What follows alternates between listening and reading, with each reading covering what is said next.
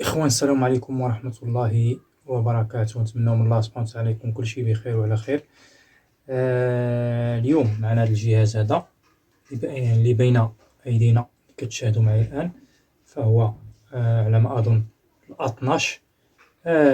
مشكل ديالو فهو قطع باور على ما قال الزبون. هو الشيبسي نشوفو.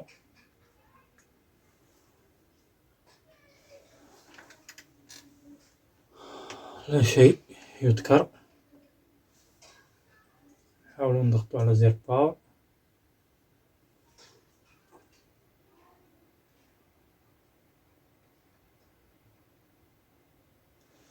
مكيستجبش أخوتي.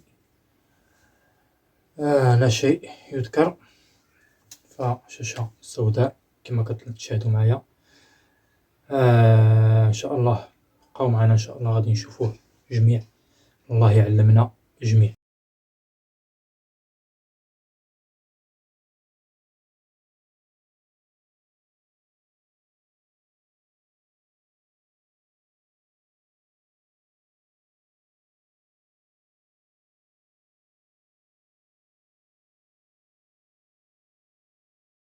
غادي نفحصوا البوردة. هذا المكان كونيكتورات مضافين في ان هذه الكارت من البوردة نقية مشتغلوش فيها إلا هذا المكان هذا الكونيكتور ديال الشاشة تم الاشتغال فيه.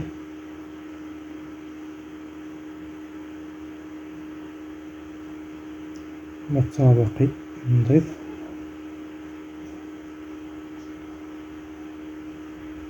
كاين الشبكة نضيف.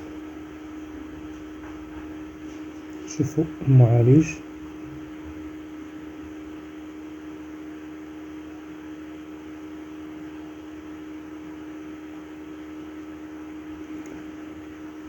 نحاولوا نفحصوا أو نشوفوا المعالج واش تم الاشتغال فيه ولا. فمادام مازال عليه البرودوي ديال اللي كيبرد الحرارة فلم يتم الاشتغال عليه. الحمد لله ما تسخنش عليه، ما اشتغلوش فيه. إلا الآن إن شاء الله غادي نزعو هاد الأرشيل نشتغلو على ايسي الباور هو اللي فيه المشكل.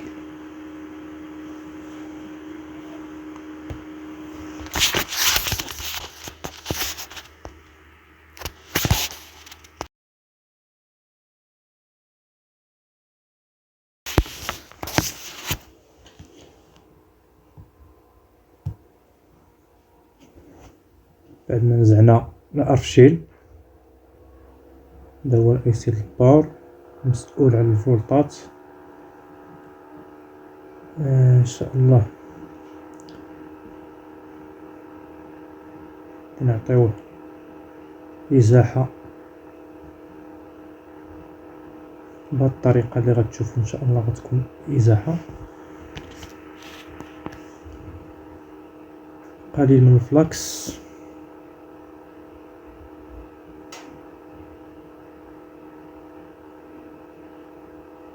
هكذا خوتي كتكون الازاحة بهذه الطريقة هذه اللي غادي تشوفوا.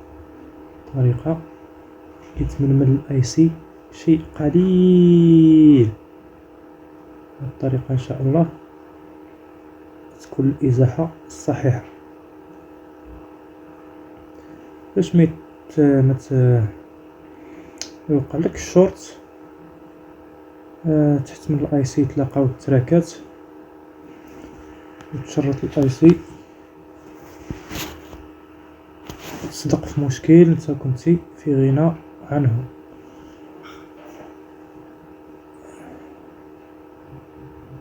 بهذه الطريقة خوتي ننتظروا حتى هكذا خوتي.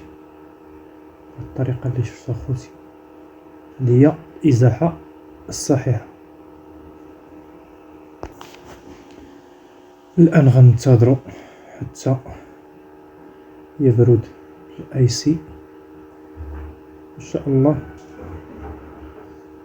وغادي نعاودو نسيو، يقدر يتحل المشكل. الا ما تحلش المشكل غادي نرفعو الاي سي، عفوا غادي نحاولوا نرفعو الاي سي. الاخوان بعد ما درنا الخلخله الاي سي كما شاهدتوا معنا، غادي نحاولوا نتيستيو او نجربوا ان شاء الله، نشوفوا المشكل واش تحل. نتيستيو الصاج.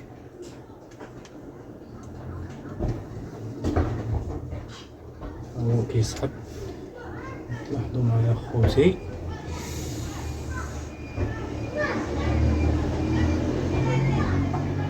هكذا فالمشكل تحل. الطريقه اللي شفتوا فهي السحب ديالو كان السحب لحظي، كتضغط على زير باور، كترفع الاصبع ديالك كيرجع للصفر. فالسحب ديالو فهو 120 امبير بحال هكا، 120 ملي امبير بحال هكا. فهو السحب يقدر يلوحك الاو ام سي او الذاكره. تقدر ترفع الذاكره وتقدر تمشي للمعالج وتقدر لان الاجهزه مؤخرا ديال الاوات تقريبا كاملين في الغالب فيهم عيب مصنعي، كيدخلونا بزاف في المحل فيهم عيب مصنعي. فلهذا خص بنادم ياخذ الحذر واحد السياط ويكون عارف شنو كيدير. بلا ما تهز الاي سي، تقدر تهز الاي سي للباور، يقدر يمشي لك الاي سي للباور، تقدر تقلب على الكومباتيبل، تقدر ما تلقاش، تقدر تطيح في مشاكل اللي هي انت في غنى عنها. اللهم في البدايه خلخل الاي سي او هز الاي سي بسبب ازاحه الاي سي من المكان ديالو، من الارجل ديالو كتكون تفصلت على بعضها. يقدر يجيب الله التيسير، ما لان الطريقه هي من اسهل الطرق. ما جابش الله التيسير، ارفع الاي سي ديالك، ولكن من بعد الفحص تعرف الاي سي بانه الاي سي اللي مضرور. ما ترفعش الاي سي هو مخرج الفولتات. او نقدروا ان شاء الله مستقبلا الى قدر الله البقاء واللقاء نشرحوا كيفاش كيخرج الاي سي للباور الفولتات، كيفاش نفحصوا الفولتات الخرج او الدخل، او كيفاش كيوصلوا الفي سيستيم، لانه هو كيوصلوا في سيستيم من كيتحول من في باط لفي سيستيم، لان كيدخل اي سي ديال السارج من الاي سي السارج كيولي يتحول لفي سيستيم، واحد الفولت اللي هو في سيستيم وشابه الفي باط. كاين من غير الاي سي ديال السارج كاين امور اخرى اللي كتحول الفولت من الفي باط للفي سيستيم. وان شاء الله نتمنى من الله سبحانه وتعالى نكونوا عن حسن الظن ديالكم. وهذا ما كان اخوتي، والسلام عليكم ورحمة الله وبركاته، والى فيديوهات قادمة ان شاء الله. السلام عليكم.